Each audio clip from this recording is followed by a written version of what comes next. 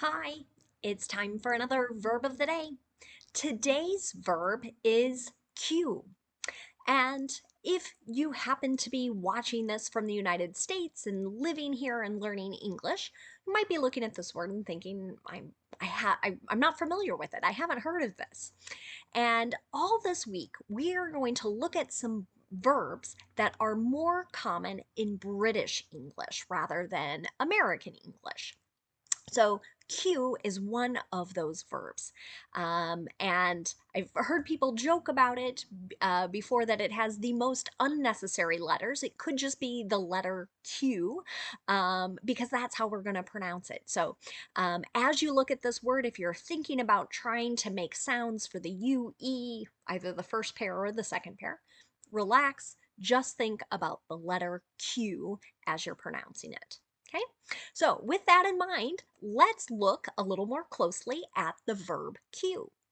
The most common way that this verb gets used is to mean to get in line or to form a line. So this could be people forming a line before an event or in order to receive something or buy something. A second way the verb cue gets used is to refer to placing items in a particular sequence. A third way you might hear cue used is if you are either in the computer science field or studying to be part of the computer science field. This verb also gets used to refer to processing some stored instructions that are going to be followed in a particular order. You should know that cue is a regular verb. There are two acceptable ways to make the progressive tense. The first way, it would be to drop the E and then add ing.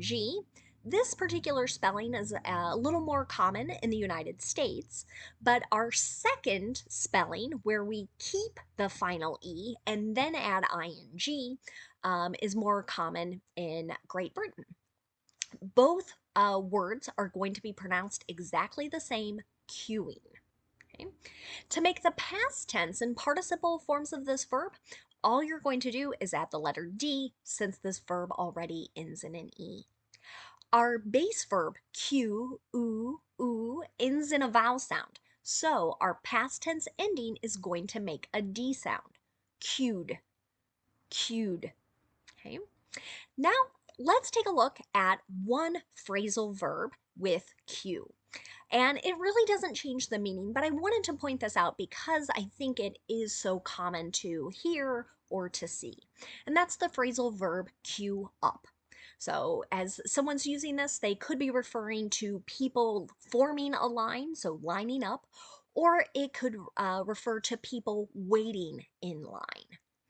An example of this might be, why are people queuing up, right? Why are they forming this line? What are they trying to get to or access? I know I've asked that question sometimes where I'm in a place I don't expect to see a long line, but I see one and I want to know what is motivating people to stand in this line. Now let's practice using our verb of the day, cue, in a couple different ways. In yesterday's video, I started talking about how the modal would is used, and there are many uses for it. We're going to look at two additional ways would gets used. So, for our first example, we're going to look at using would to describe a past habit. Okay, so a habit is an action that repeats again and again. Maybe it's every day or every hour. Maybe it's one time a month. But when I talk about a past habit, it was an action I was doing regularly, but I am no longer doing it. Okay, so if I want to express a past habit, I can use would and then our base verb. Okay, no special endings there.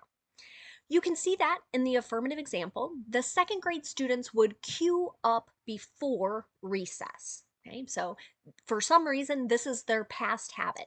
Maybe they're no longer doing it. It's too cold to go outside.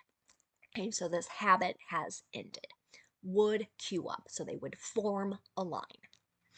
If you want to express a negative habit, so an action that did not repeat again and again, just use would not and then the base verb. You might hear some people use the contraction form wouldn't. Here's another example.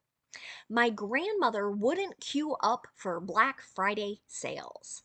So in a few weeks, it's going to be kind of a famous day of shopping here in the United States. It's the day after Thanksgiving, commonly referred to as Black Friday. Some people will go to stores at midnight or 4 a.m. in order to get particular deals. My grandmother, though, would not be one of those people that stood in line really early. So that's the past habit or lack of a habit, I should say, that she had.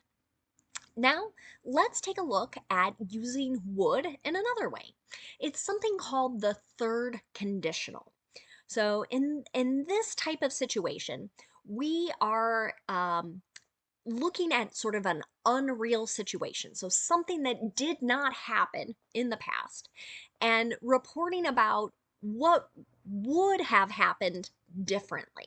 Okay, so you're going to see two parts to sentences with the third conditional. Okay, one part or one clause is going to use the word if, and then you're going to see the the past form of had, right? And then you're going to see a participle as well. So sort of that third form of the verb. Okay. Let's take a look at an example sentence here to kind of help illustrate this. So, if my alarm had gone off. Okay. So what I'm suggesting here is my alarm didn't go off. Okay. But if it had, and then gone as my participle. Okay. In the second part or second clause of our sentence, right, I'm going to use would, I'm going to use have, and then I'm going to use the participle form of my verb. And because Q is a regular verb, participle looks the same as past tense. So the second part of my sentence here, I would have queued up in time. I would have gotten in line on time. Would be another way to say this. So this didn't happen, but I'm kind of imagining if things had been different, this is the result. Okay. Now, I gave you that example starting with the if clause, that if part of the sentence, but you don't have to start it that way. You can change the order. And so I've included another example. I would have queued up in time if my alarm had gone off. Okay, so the thing to notice here is that if you begin your sentence with if, you want to put a comma at the end of that particular clause. Okay. Now we can do this with negative as well. So again, expressing if something else had happened, right? I wouldn't have done a particular action. Okay. Let's look at two examples. They're sharing the same ideas, just expressing it two different ways. Okay.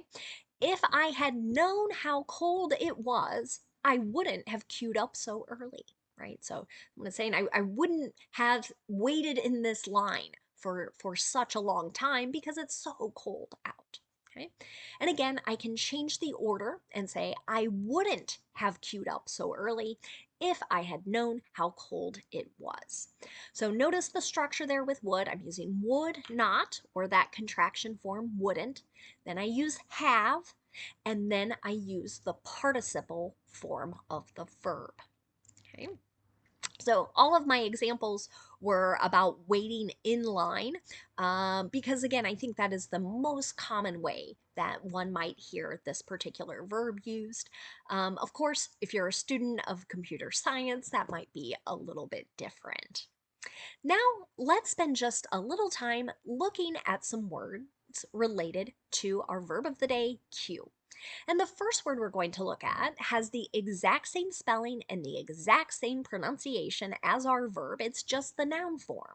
So this is Q. When Q is used as a noun, it can have a couple different meanings. One would be a line or a sequence of people or things. So imagine things in a particular order. An example, look at that long queue for the amusement ride. Okay, so there are many people waiting in line to ride a particular ride at an amusement park. And I'm going to point out, again, if you're living in the United States, you're not as likely to hear queue used, either as a verb or a noun. But again, I realize there are people watching these videos all over the world, and so we sometimes have to adjust our English as we are in different environments.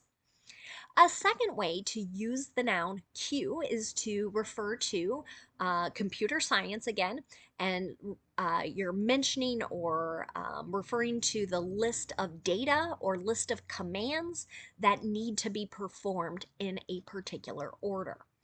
So I am not an expert in computer science, far from it. But I looked for some examples and I saw this question: is this a priority or regular queue? So with various functions within computers, there might be things that are given priority, done first before other items. So that is what that question is asking about. I also want to take one moment to look at a word that has the exact same pronunciation, but a different spelling and a different meaning. It's the word C-U-E, also pronounced Q. And you might run into this word a little more commonly, especially if you're living in the United States. One way you might hear Q used as a noun is a signal for action. So, an example of this might be, what is his cue for entering the room? So, in this particular question, we might be referring to some people who are rehearsing or practicing for a play, a movie, a TV show, and they want to know what is the signal in which another person should walk into this particular room where either the play is taking place or the movie, the TV show, what have you. And this isn't the only way it's used, but again, kind of a common thing you might encounter. A second way to use the noun cue is to refer to some hint or indication on how to behave. So, an example of this might be, follow my cue during the meeting. So, might imagine some higher level supervisor telling a staff member, watch what I'm doing, and that will tell you how to behave, what to do in certain situations through the course of this meeting. Thanks so much for watching today's video. I hope you have a great day.